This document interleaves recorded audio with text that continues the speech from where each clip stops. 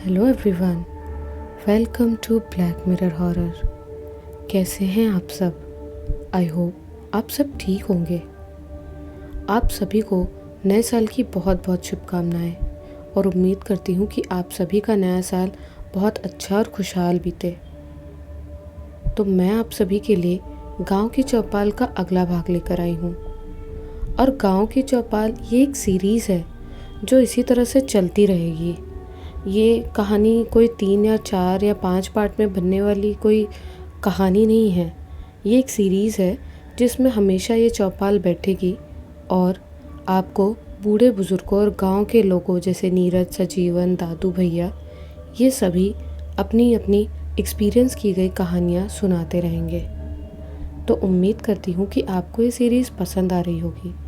कहानियाँ पसंद आए तो इस वीडियो को लाइक और चैनल को सब्सक्राइब ज़रूर कीजिएगा। तो चलिए, हमारी गांव की चौपाल का समय हो गया है।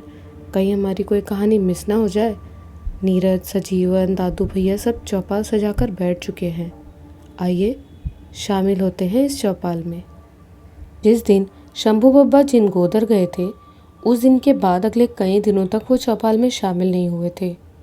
वो चौपाल में शामिल क्यों नहीं हुए थे, इस दौरान उन्होंने क्या किया, वो जानने के लिए आपको थोड़ा सा इंतज़ार करना पड़ सकता है, क्योंकि जब तक वो चौपाल में शामिल नहीं होंगे तब तक आपको बताएंगे कैसे कि वो कहाँ थे और क्या कर रहे थे। लेकिन तब तक आपको गांव की चौपाल में कुछ नई कहानियाँ सुनने को मिलेंगी। वो कहानियाँ सुनने के लिए आप सभी अंत तक हमारे साथ बने रहिए। और इस कहानी में आगे बढ़ने से पहले अगर आपने इस कहानी के पिछले भाग नहीं सुने हो तो पहले उन्हें सुन ले, वरना आगे की कहानी आपको समझ में नहीं आएगी। हमेशा की तरह दादू भैया के यहाँ एक बार फिर चौपाल सज चुकी थी और चौपाल में शंभू बब्बा के अलावा बाकी सभी लोग आए हुए थे। शंभू बब्बा पिछले 5 दिनों से चौपाल में शामिल नहीं हो रहे थे और ना ही वो गांव में दिखाई दे रहे थे, जिस वजह से चौपाल में सबसे पहली चर्चा उन्हीं के बारे में शुरू होती है। न जाने बुढ़ऊ कहाँ चले गए, काफ़ी दिनों से दिखाई नहीं दे रहे, राजा बोला। कहीं ऐसा तो नहीं कि वो खजाने के लालच में वहाँ अकेले ही गए हो और वहीं। सजीवन अपनी बात पूरी कर पाता उससे पहले ही दादू भैया बोल पड़े। नहीं नहीं, मैं उन्हें अच्छी तरह जानता हूँ।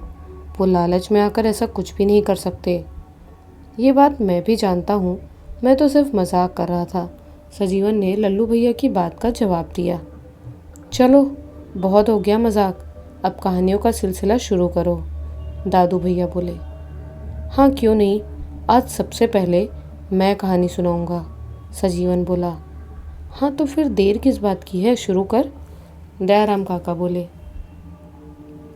ये तो आप सभी जानते ही हैं कि हम सभी का शरीर एक पिंजरा है जिसमें आत्मा कैद की तरह रहती है और फिर एक दिन इस शरीर रूपी पिंजरे से आत्मा आज़ाद हो जाती है। और आपको ये भी पता होगा कि शरीर से आज़ाद होने के बाद आत्मा परमात्मा से मिल जाती है।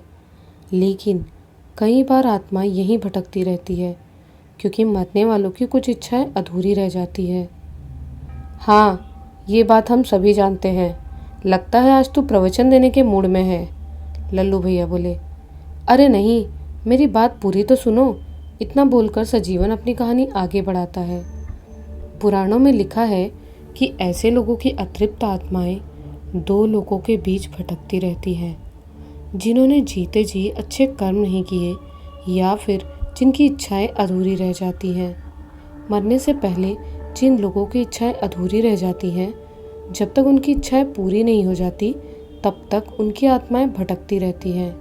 और ऐसे लोग जिन्होंने मरने से पहले कुछ पाप किए हैं, जब तक उनकी आत्माएं उनके किए पापों का दंड नहीं भोग लेती तब तक वो भी यहीं भटकती रहती है।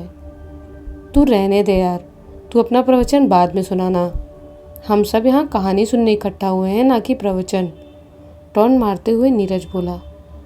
अरे यार, तुम लोग ऐसे करोगे तो मैं कहानी कैसे सुनाऊंगा? मुझे कहानी आगे बढ़ाने ही नहीं दे रहे, बीच में ही टोक देते हो, खींचकर सजीवन बोला। चल ठीक है, अब तुझे कोई नहीं टोकेगा।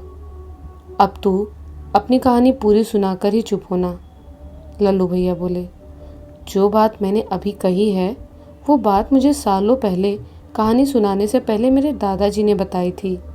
वही कहानी मैं अभी सुनाने जा रहा हूँ।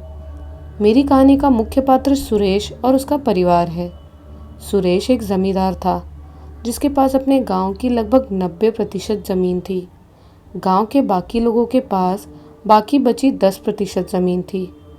जाहिर सी बात है, जब सुरेश के पास इतनी ज़्यादा ज़मीन थी तो उसका रुतबा भी गांव में सबसे बड़ा रहा होगा।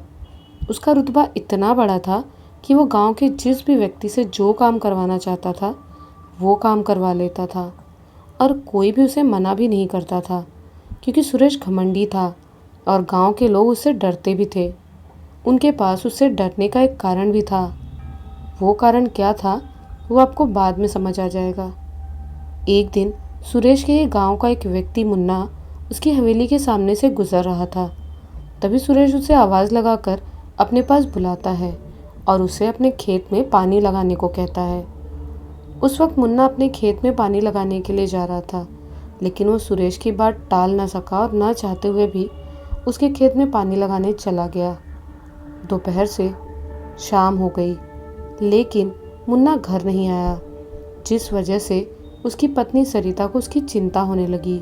वो जानती थी कि 1 बीघा खेत में पानी लगाने में ज़्यादा समय नहीं लगेगा, जिस वजह से उसकी परेशानी और ज़्यादा बढ़ गई। उधर मुन्ना रमेश के खेत में पानी लगाकर परेशान हो रहा था। इधर सरिता उसके लिए परेशान हो रही थी। सूरज ढल चुका था और हल्का हल्का अंधेरा भी हो रहा था। सरिता ये समझ नहीं पा रही थी कि आखिर वो ये पता कैसे लगाए कि मुन्ना है कहाँ। सरिता लालटेन लेकर मुन्ना को ढूंढने खेत की तरफ जा ही रही थी कि तभी सामने से उसे वही आता हुआ दिखाई दिया जिसके लिए सरिता परेशान हो रही थी। उसे अचानक अपने सामने देखकर उसका गुस्सा 7वें आसमान में पहुंच गया और उसने सवालों की झड़ी लगा दी थी। कहाँ थे, क्या कर रहे थे? एक बार घर से बाहर निकल जाते हो तो तुम्हें कोई चिंता नहीं रहती मेरी। अभी घर क्यों आए हो? कल सुबह ही घर आते। सरिता इससे आगे कुछ बोल पाती उससे पहले ही मुन्ना ने खाना मांग लिया। गुस्से में सरिता ये नहीं देख पाई कि मुन्ना बहुत ज़्यादा थका हुआ और हताश है। खाना खाते हुए मुन्ना ने सरिता के सभी सवालों के जवाब दिए और बोला, अभी मेरा काम ख़त्म नहीं हुआ है। उसने तालाब के किनारे वाले खेत में भी रात में ही पानी लगाने का हुक्म दिया है। पता नहीं कब हमें उस सुरेश से आज़ादी मिलेगी। पहले उसके बाप दादाओं ने हमारे बाप दादाओं पर राज किया, अब वो हम पर हुक्म चला रहा है और आगे चलकर उसके बच्चे हमारे बच्चों से गुलामी करवाएंगे। आखिर कब तक ऐसा चलता रहेगा? हम गरीब हैं तो क्या हमारी ज़िंदगी नहीं है? हमारे पास काम नहीं है? उसकी हर बात मानना ज़रूरी नहीं है, आप उसे मना भी कर सकते हो। सरिता गुस्से में बोली, मैं तो क्या, इस गांव का कोई भी व्यक्ति उसकी बात नहीं टाल सकता, क्योंकि अगर किसी ने ऐसा किया तो वो हम में से किसी को अपने खेत से निकलने भी नहीं देगा। झुंझलाकर मुन्ना बोला। मुन्ना और सरिता की बातें चल ही रही थी कि तभी बाहर से आवाज़ आती है, मुन्ना, ओ मुन्ना, बाहर आओ। ये सुरेश चैन से खाने भी नहीं देगा। बड़बड़ाते हुए मुन्ना बाहर निकला। मुन्ना भरपेट खाना खाए बिना ही थाली छोड़कर उठकर बाहर जाता है। जैसे ही मुन्ना घर से बाहर निकला वैसे ही सुरेश उस पर बरस पड़ा। मैंने तुझसे कहा था ना कि तालाब के किनारे वाले खेत में पानी भी लगा देना। मैं अभी वहीं से आ रहा हूँ, पूरा खेत सूखा पड़ा है। क्या तुझे मेरी बात समझ में नहीं आई थी? एक तो मैं तुम लोगों पर इतना एहसान करता हूँ, इतनी मदद करता हूँ, फिर भी तुम लोगों की मेरी बात अनसुनी कर देते हो। सुबह से शाम तक मैंने आपके खेत में ही पानी लगाया है। मुझे भूख लगी थी तो खाना खाने घर आ गया। खाना खाकर आपके खेत ही जा रहा था कि इतने में आप आ गए। मुन्ना ने सर झुकाकर सुरेश की बात का जवाब दिया। ठीक है, तू अभी के अभी खेत निकल, मैं सुबह आकर देखता हूँ कि तूने काम किया या नहीं, कहकर सुरेश वहाँ से चला जाता है। वो ठंड के दिन थे और उस रात कड़ाके की ठंड पड़ रही थी। सुरेश की बातों से आहत बिना भरपेट खाना खाए ही मुन्ना तुरंत खेत की तरफ निकल पड़ता है और वहाँ पहुँचकर अपने काम में लग जाता है। खेत पहुँचकर मुन्ना मोटर का स्विच ऑन करता है और ठंड से बचने के लिए कुएं के पास ही आग जलाता है। कुछ देर बाद वो वहाँ से उठकर खेत की तरफ ये देखने जाता है कि पानी सही ढंग से पूरे खेत में फैल रहा है या नहीं। और जब वो वापस आता है तो देखता है कि आग के बगल से 16-17 साल की एक लड़की बैठी हुई है। मुन्ना उस लड़की को देखकर सकपका जाता है क्योंकि वो दुल्हन की तरह सजी हुई थी। लाल साड़ी, माथे में टीका, हाथों में मेहंदी और बालों में गजरा लगाए आराम से आग की तरफ मुंह करके बैठी हुई थी। अरे, ये लड़की इतनी रात में यहाँ क्या कर रही है, वो भी दुल्हन की तरह सजी हुई।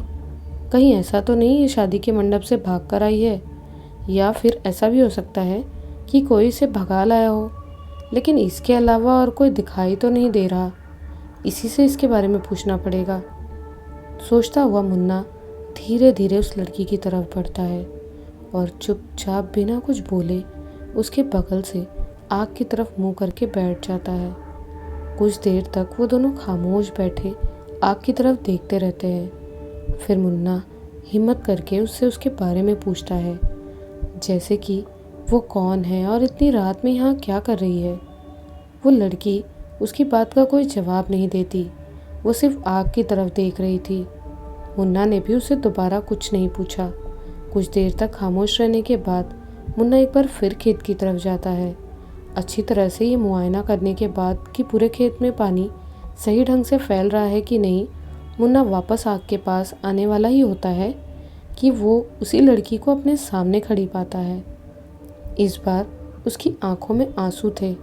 मुन्ना उससे कुछ पूछता या कह पाता उससे पहले ही वो लड़की बोली, मेरे खेत में खड़े होकर मुझसे ही पूछ रहे हो कि मैं कौन हूँ और यहाँ क्या कर रही हूँ। मैं भी यहीं रहती हूँ और मेरे माता पिता भी यहीं रहते हैं। वो देखो वहाँ पर है मेरा घर। वो लड़की खेत के दूसरे कोने में एक खंडहर हो चुके झोपड़ी नुमा छोटे से घर की तरफ इशारा करके बोलती है, मेरा नाम गुड्डी है। मैं अभी यहाँ से जा रही हूँ। मेरे माता पिता मेरी शादी की तैयारियाँ कर रहे हैं। उन्हें मेरी चिंता हो रही होगी। मैं तुमसे बाद में मिलने आऊँगी। इतना कहकर वो लड़की उसी खंडहर की तरफ चली जाती है। मुन्ना इतनी रात में लड़की को देखकर हैरान भी था और थोड़ा डरा हुआ भी था, क्योंकि वो लड़की जिस तरह अचानक उसके सामने आई थी उसी तरह अचानक उसके सामने से चली भी गई थी, वो भी दुल्हन की तरह सजी हुई।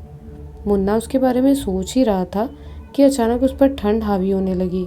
उसका शरीर ठंड के मारे कांपने लगा था। वैसे भी वो रात बहुत सर्द थी, लेकिन उस लड़की के जाने के बाद उसे कुछ ज़्यादा ही ठंड लग रही थी। जैसे तैसे हिम्मत करके मुन्ना पूरे खेत में पानी लगा देता है और रात में लगभग 3 बजे अपने घर पहुंचता है। घर पहुंचकर वो सो जाता है। अगले दिन सुबह के 10 बजने के बाद भी जब मुन्ना की नींद नहीं खुलती, तब सरिता उसे जगाने जाती है। तब उसे पता चलता है कि मुन्ना को बहुत तेज़ बुखार है। वो समझ रही थी कि रात में उसे ठंड लग गई होगी, जिस वजह से उसे बुखार आ गया, लेकिन वो नहीं जानती थी कि रात में खेत में मुन्ना के साथ क्या हुआ है। मुन्ना पहले से ही 2 रज़ाइयाँ ओढ़े हुए था। सरिता एक और रज़ाई लाकर मुन्ना को उड़ा देती है, लेकिन मुन्ना का बुखार ही नहीं जा रहा था और बढ़ता ही जा रहा था। उसका पूरा शरीर आग की तरह तप रहा था और वो ठंड के मारे कांप रहा था। सरिता वैद्य को बुला लाती है, लेकिन 2 दिनों के बाद भी उनके इलाज का मुन्ना के स्वास्थ्य पर कोई असर नहीं हो रहा था। उल्टा उसकी तबीयत लगातार और ज़्यादा बिगड़ती जा रही थी। बीमारी की हालत में मुन्ना अजीब तरह की बातें करता था। कभी वो पानी मांगता तो कभी खाना मांगता। वो कभी कहता कि हम इस जन्म में ना मिल सके तो क्या हुआ, अगले जन्म में ज़रूर मिलेंगे।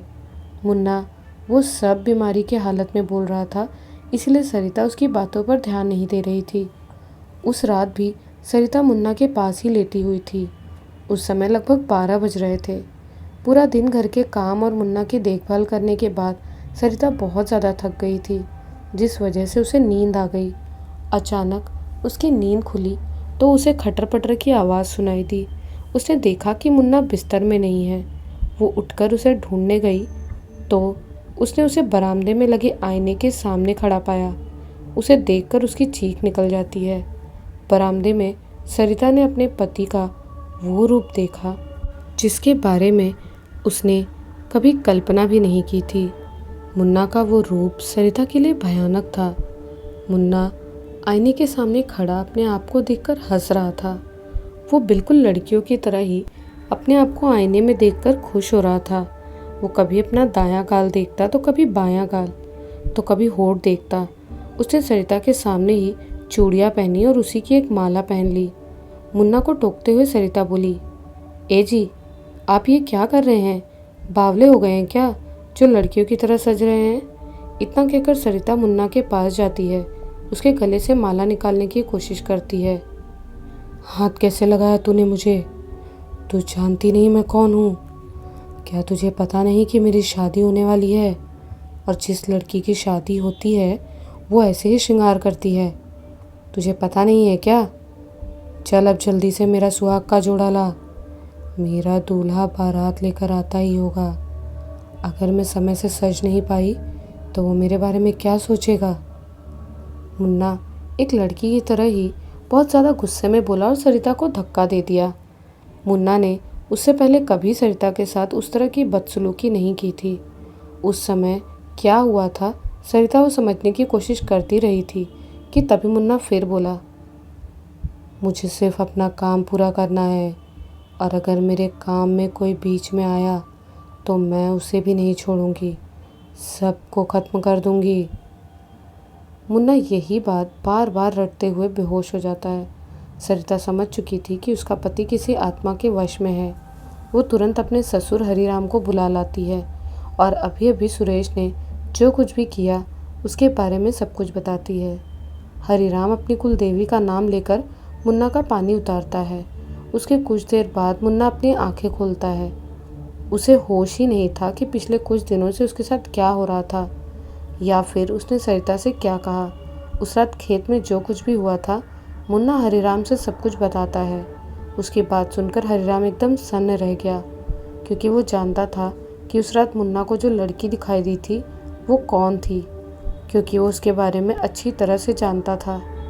सुबह होते ही हरिराम मुन्ना को अपनी कुलदेवी के मंदिर ले जाता है, जो उसी के घर में था। हरिराम गुड्डी की आत्मा को मुन्ना के शरीर में बुलाता है और कहता है, देख, मैं जानता हूँ तू कौन है और यहाँ क्या करने आई है। तेरे साथ सुरेश ने जो कुछ भी किया था वो गलत था। ये बात सिर्फ मैं ही नहीं बल्कि पूरा गांव जानता है। मेरे बेटे को परेशान करके तुझे क्या मिलेगा? उल्टा तू बुरे कर्म करेगी तो तुझे मुक्ति भी नहीं मिलेगी। अगर तू मुक्ति चाहती है तो मेरे बेटे को परेशान मत कर और चुपचाप यहाँ से चली जा। हरिराम की बात सुनकर मुन्ना बहुत ज़्यादा गुस्सा होते हुए चीख कर बोला, तुझे मेरी मुक्ति की इतनी फिक्र हो रही है तो फिर तू मेरी मदद क्यों नहीं करता? जब तक मैं उससे अपना बदला नहीं ले लेती तब तक मुझे मुक्ति नहीं मिलेगी। मैं ऐसे ही इधर उधर भटकती रहूँगी। भला तू क्यों मेरी मदद करेगा? तूने तो मेरा शरीर भी सड़ने के लिए छोड़ दिया था। जीते जी मैं भूखी प्यासी मर गई। तूने या गांव के किसी भी व्यक्ति ने एक बूंद पानी तक मेरे मुंह में नहीं डाला था। पानी तो दूर की बात है, गंगा जल भी नसीब नहीं हुआ था मुझे। तू अब मेरी चिंता मत कर, अब तू उसकी चिंता कर जिससे तू इतना डरता है। मैं अब नहीं डरती किसी से। हरिराम गुड्डी की आत्मा को समझाने की बहुत कोशिश करता है, लेकिन वो उसकी कोई भी बात सुनने को तैयार नहीं थी। जिसके बाद आखिरकार थक हार कर हरिराम मुन्ना का पानी उतारता है, जिसके बाद एक बार फिर से गुड्डी की आत्मा मुन्ना का शरीर छोड़कर चली जाती है। उन दोनों की बातें सुनकर सरिता सोच में पड़ जाती है, और आखिर गुड्डी कौन थी और उसके साथ सुरेश ने क्या किया था, वो उसके बारे में अपने ससुर हरिराम से पूछती है। हरिराम उसे शुरू से सब कुछ बताता है। ये बात आज से 15 साल पहले इसी गांव की है। गुड्डी इसी गांव में रहने वाले सूरज और कविता की इकलौती बेटी थी। उस समय उसकी उम्र शायद 16 या 17 साल रही होगी। वो बहुत ही सुंदर और सुशील थी। वो शादी के लायक हो गई थी। उसका बाप सूरज उसके लिए उसी के जैसा सुंदर और शांत स्वभाव का लड़का ढूंढ रहा था, लेकिन आसपास के सभी गांव में गुड्डी की बराबरी का कोई लड़का मिल ही नहीं रहा था। उस रात तालाब के किनारे जिस खेत में मुन्ना पानी लगाने गया था वो खेत सूरज का था, और वहीं पर उसका घर भी हुआ करता था। सुरेश किसी भी कीमत पे सूरज से वो ज़मीन का टुकड़ा हथियाना चाहता था, लेकिन सूरज किसी भी कीमत में अपनी ज़मीन छोड़ने को तैयार नहीं था। गुड्डी इतनी ज़्यादा सुंदर थी कि कोई भी उसकी हम उम्र का लड़का उसे देखकर उस पर मोहित हो जाता था। एक बार सुरेश के छोटे बेटे किशन की नज़र उस पर पड़ी और वो उसकी सुंदरता पर मोहित हो गया। गुड्डी भी उस पर मोहित हो गई थी। उस दिन के बाद वो दोनों एक दूसरे से छुप छुप कर मिलने लगते हैं। वो दोनों एक दूसरे के बहुत करीब आ गए थे। मुझे वो रात अच्छी तरह से याद है जिस रात किशन और गुड्डी को गांव वालों ने एक साथ पकड़ सूरज के खेत में ही पकड़ लिया था। सूरज ने अपनी इज्जत बचाने और वो बात वहीं दबाने के लिए गांव वालों के सामने मिन्नतें की थी।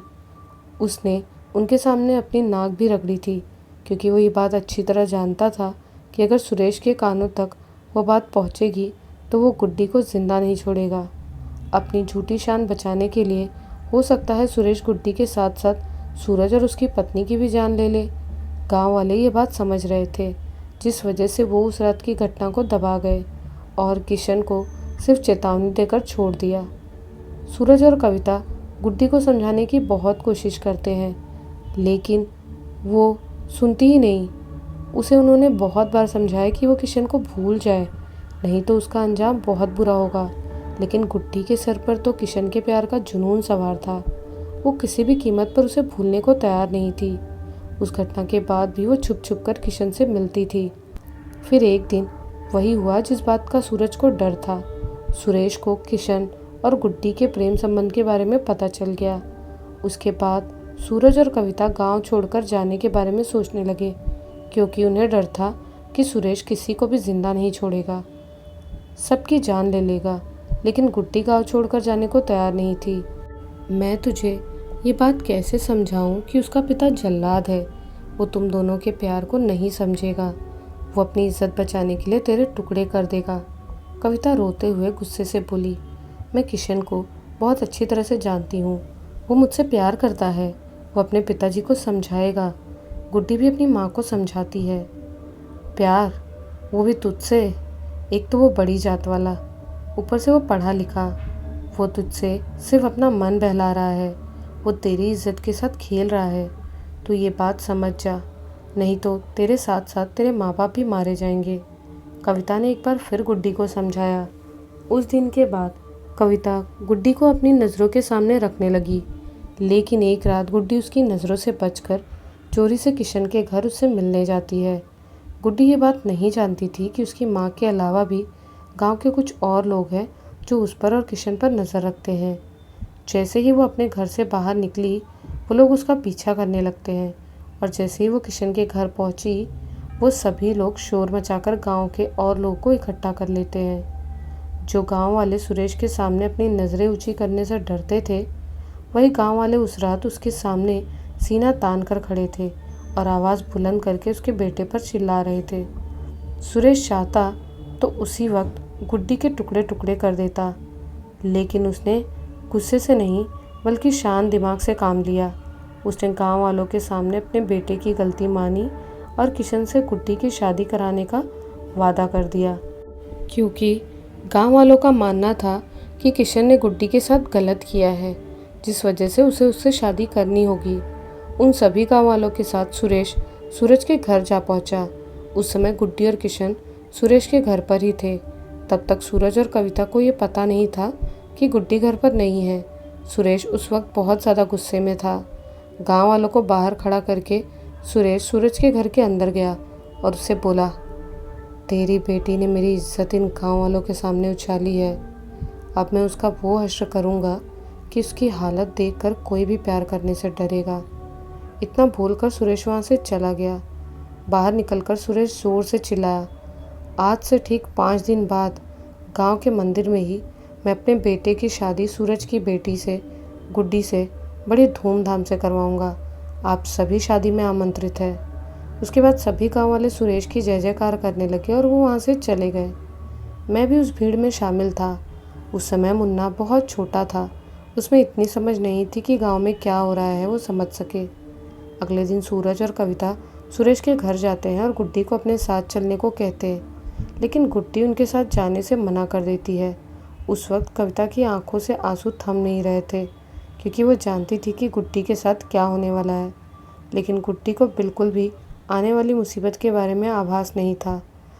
सूरज सुरेश के सामने ज़मीन में गिरकर गुड्डी को माफ़ कर देने की भीख मांगता है। मेरी बेटी को जाने दो, उसे माफ़ कर दो।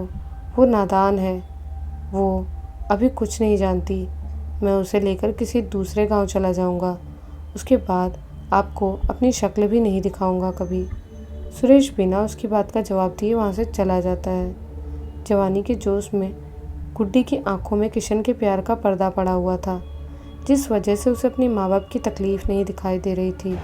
उसे दिख रहा था तो सिर्फ और सिर्फ किशन और उसका प्यार। एक एक दिन करके 4 दिन बीत जाते हैं।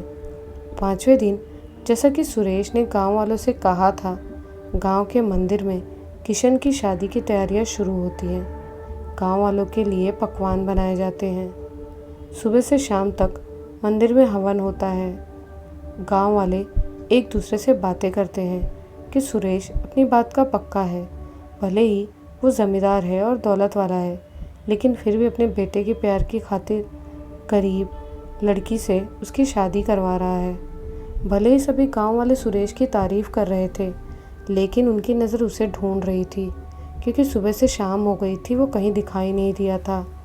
पंडित दुल्हन को बुलाते हैं और कुछ औरतें गुड्डी को लेकर आती हैं।